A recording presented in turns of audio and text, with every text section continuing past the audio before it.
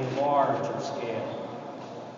After serving on the Joint Chiefs Staff of the Chairman of the Joint Chiefs of Staff, I had the honor of serving as Director for Defense Policy on the National Security Council under President Clinton.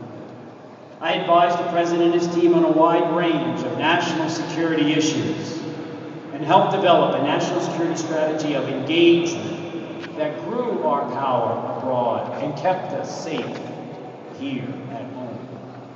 Later, I was chosen to be Deputy Chief of Naval Operations at the Pentagon, where I oversaw the Navy's $70 billion warfare budget and played a role in shaping the kind of military we need to address the threats of the 21st century.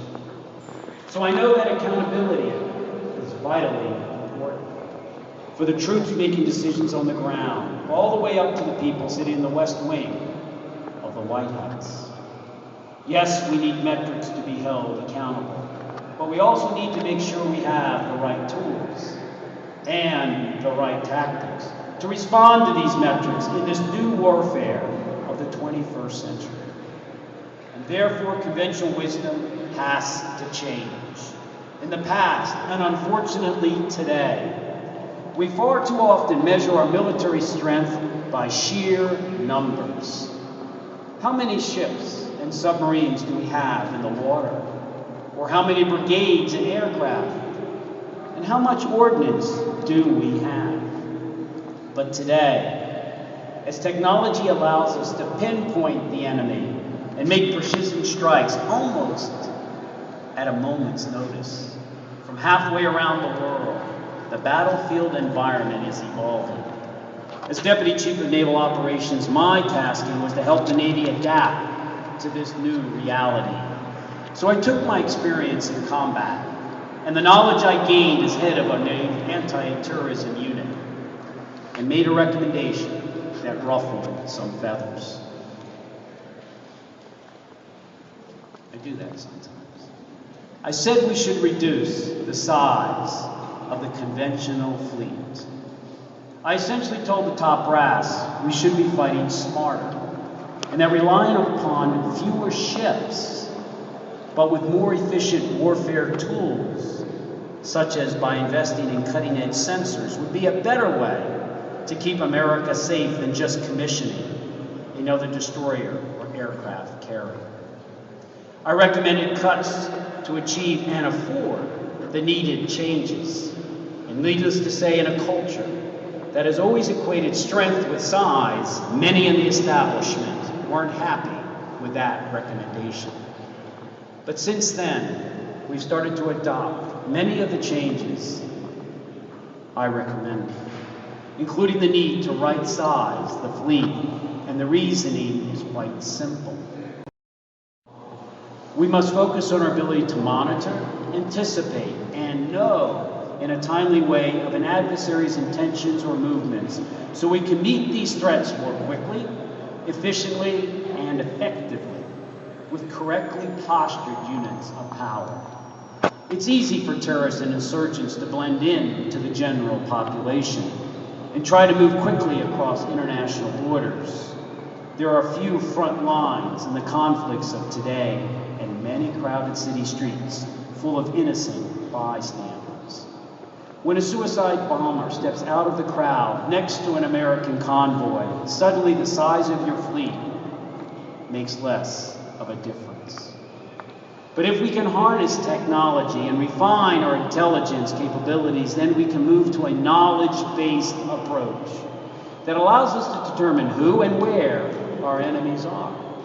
We can then strike terror training camps, eliminate their bases of operations, and stop the suicide bomber before he gets the support to even make it as far as the crowded city street. Today's and future wars will be fought and won more in cyberspace than anywhere else.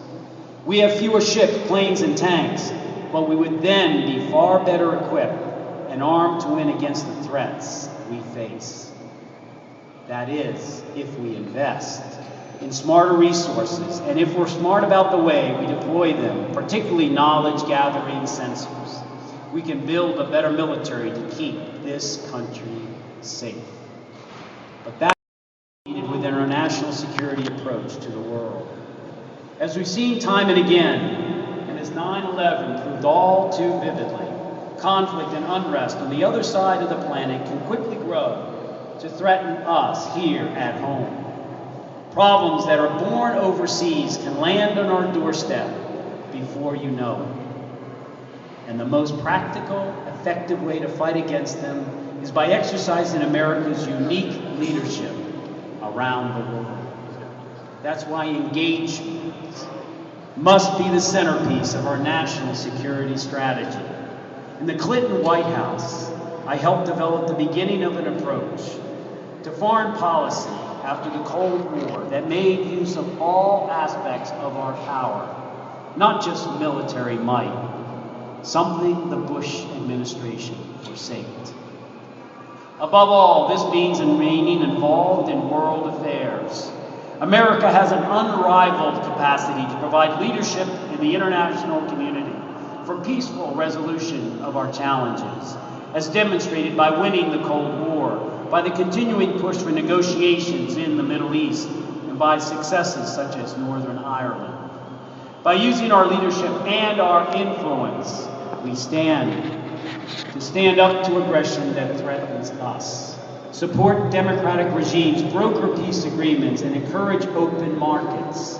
We can expand our nation's security. That means helping to build international coalitions of cooperation, joining with and leading other countries to address global challenges like nuclear proliferation, natural disasters, and economic advancement. That's why I've supported a strategy of engagement since my days at the White House, and why I've helped develop a national security policy that placed engagement at the very center. It brought together all the threads of our security, military, economic, diplomacy, and above all, our ideals. Clearly defined, achievable mission. An assessment of potential benefits weighed against the risk and cost, both human and financial, to the American people. Specific, quantifiable milestones to reveal the extent of progress or lack thereof. And in every case, contingency plans if our goals are not being met, and a viable strategy as we always measure the cost versus benefits. Unfortunately, this approach was cast aside early in the last decade by an administration that viewed careful assessment as uncertainty and valued politics over pragmatism. Today, I'm glad to see that we're starting to do better. And as Senator, I will do everything in my power to keep us moving in this direction.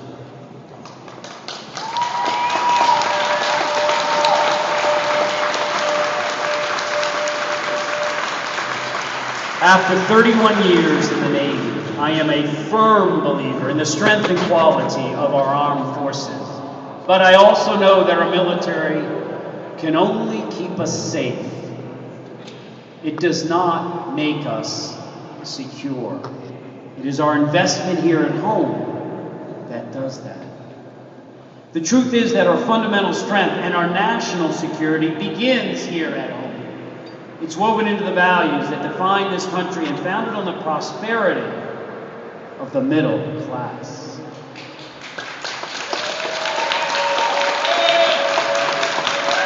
So without a robust economy, investments in cutting-edge technology, and a skilled workforce for the future, we cannot hope to maintain the military might or the global leadership that has been at the heart of our foreign policy since the Second World War.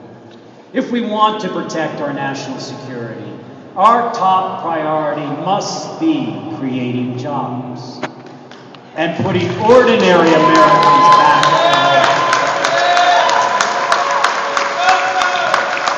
work. Years of deficit spending and reckless deregulation gambled away our economic security and diminished our strength on the world stage. Today, the choice we face is how to get back our expanding prosperity. My opponent in this race helped lead the charge for policies that made us vulnerable the last time around. And in this election, he's calling for more of the same. I know we just can't afford it. That's why I propose tax cuts for small businesses, which could create 5 million jobs in just 2 years.